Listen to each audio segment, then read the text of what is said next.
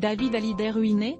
Le fils de Johnny Hallyday évoque ses galères de fric à l'occasion de la sortie de son nouvel album. David Hallyday se confie à plusieurs médias sur sa carrière et sur sa vie privée. Le fils de Johnny Hallyday, qui vient de renoncer à son héritage, au profit de sa sœur Laura Smith, explique qu'il a déjà eu des problèmes financiers. Ce vendredi 27 novembre 2020, David Hallyday a sorti son 14e album studio baptisé Imagine un monde. Ce nouveau disque, dont la moitié des titres ont été écrits durant le confinement, a poussé celui qui est auteur, compositeur et interprète, à redoubler d'imagination.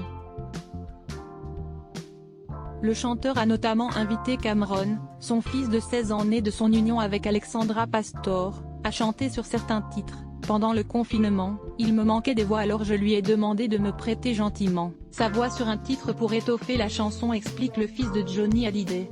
Il adore chanter, en fait, c'est un peu dans la famille depuis des générations. On est des générations d'artistes et on aime ça, la gaieté.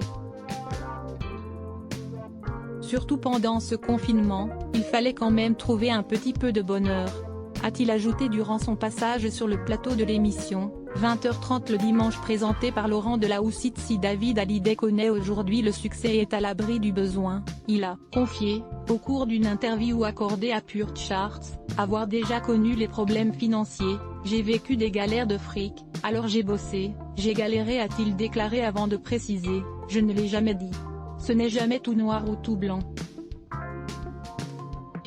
Les gens pensent que, parce qu'on a une image de toi qui est celle-là, personne ne vit d'amour et d'eau fraîche, ça n'existe pas.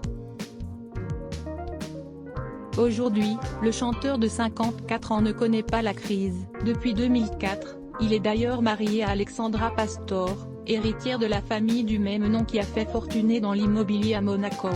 David Hallyday profite quoi qu'il en soit des recettes de ses derniers disques qui ont tous remporté de francs succès. De ce fait, le père de famille n'a pas hésité à renoncer à son héritage et a littéralement donné sa part à sa sœur Laura Smith. Aliénor de la Fontaine.